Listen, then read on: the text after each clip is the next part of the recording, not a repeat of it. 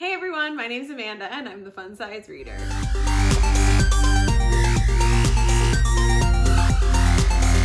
I have been chatting with many of you all about Crush and Crave and everything that is Jaxon and Hudson Vega. And a lot of you have asked what I thought about Crush specifically and how it kind of relates to or is similar to the Vampire Diaries. So I kind of wanted to do a whole video on what I thought about Crave/Crush and the Vampire Diaries, comparing the two brothers. When I first read Crave and Crush, I actually had never seen the Vampire Diaries. Okay, and I never watched it when it was on TV. I don't know why. I feel like I just didn't even know it existed. It was one of the things that I learned about being on Instagram and being on YouTube and specifically reading these books. So I was oddly in the hospital in the beginning of December, and when I got out of the hospital, everything was okay, don't worry. I got out of the hospital, I couldn't do anything for a whole weekend. I just had to literally lay there. And so that's what I did, and I was asking some friends on Instagram, what should I do? I didn't feel like reading, I was so tired, and so one of my friends was like, I have been begging you to watch the Vampire Diaries for literally ever, so this is what you need to do. So I did.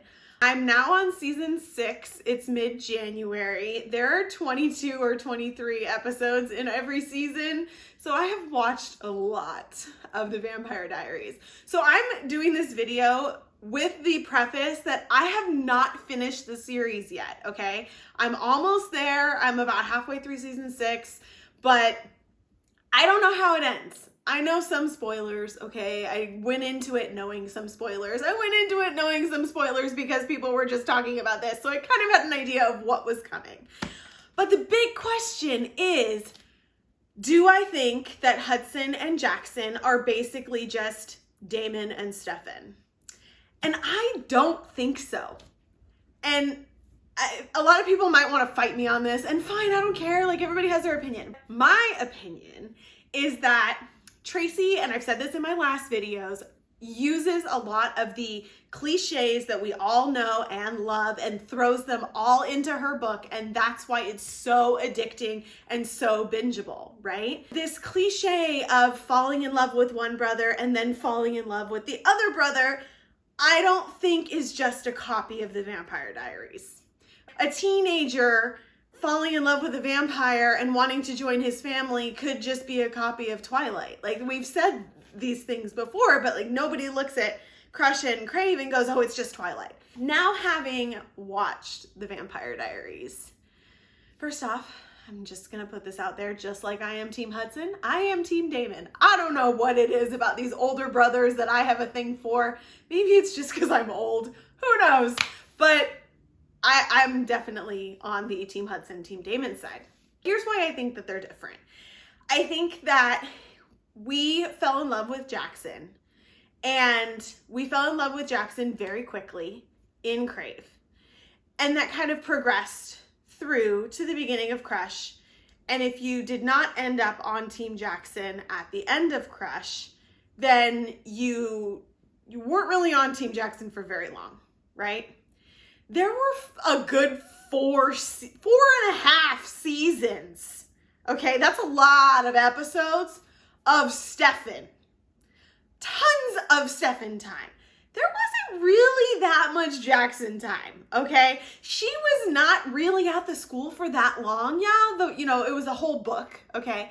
But if you actually look at the timeline of the book, she was not really there that long. She wasn't with Jaxon that long. Yes, we loved him. We had this mating bond with him. But she says in book 2 that the bonds can be broken. Theirs was. We knew this at the end of book 1 that Jaxon wanted to break the bond. Stefan never wanted to leave Elena.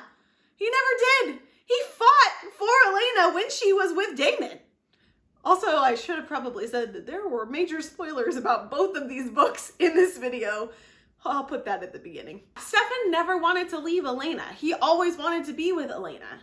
Jaxon wants to be with Grace, But he also was like, no, I'm gonna break our bond. This shouldn't happen. We shouldn't be together. I'm gonna go figure out how to do it, blah, blah, blah. That's one of the big differences that I see.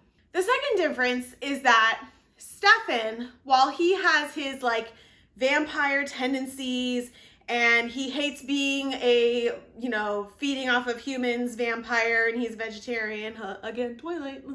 He wants to be this better person because he doesn't want to be a ripper. He never really didn't want Elena to be Elena. Yes, when she turned into a vampire, he had a problem with it at the beginning and was trying to teach her his ways because he was afraid that she was going to turn out like him and she didn't need to survive on human blood.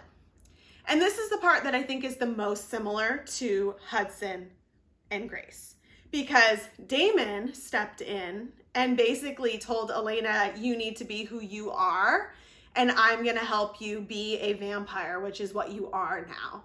And Hudson was also Grace's cheerleader of, you need to stand on your own 2 feet. You need to be this gargoyle and do what you can do and be powerful. But Jaxon was way more of, no, I'm going to protect you. No, you shouldn't do this. Very kind of negative towards her. Where Stefan was never that way with Elena. And so I think that just character-wise, the situation is very different. I think on the surface of, yes, she fell in love with one brother and then ended up with the other one, or we don't even know if they're going to end up together. Like, we haven't gotten that far yet. In the story, we haven't had covet yet. That whole idea, I think, is as far as it goes with the comparison for Vampire Diaries for me. The other thing that I think people overlook is that Damon was supposed to be hated. We didn't really know Hudson in Crave. We knew tiny little things about him, but we knew Damon since the very first episode of the Vampire Diaries. And he did bad things. Like, we did not like his character for a long period of time. But over time, you grew to love him and wanted them to be together. But you never actually, like I did, have the thought of, damn, I just want Grace to break up with Jaxon. Because I had that thought.